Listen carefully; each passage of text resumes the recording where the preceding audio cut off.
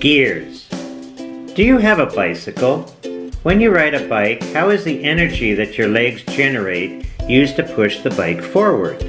The pedals on the bike turn a gear, looks like a disc with teeth on it, which turns around another gear via the chain. Taken together, we generally refer to these parts as bike gears.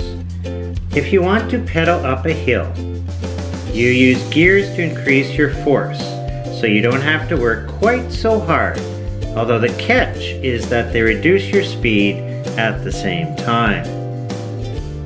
If you're racing along a straight road, you can use gears to increase your speed, but this time the catch is that they'll reduce your force. Gears are simple machines made up of a wheel and an axle.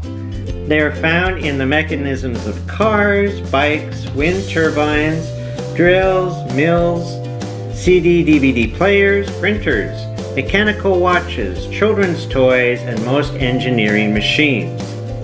A geared system will always stay in sync regardless of slight inaccuracies. This is due to the meshing of gear teeth forcing gears to rotate consistently with one another. Gears are used to reverse direction of rotation, for example when selecting reverse in a car.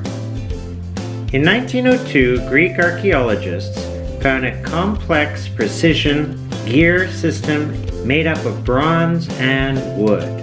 The device would then be called the Antikythera mechanism. This is one of the oldest known scientific inventions that use gears to function.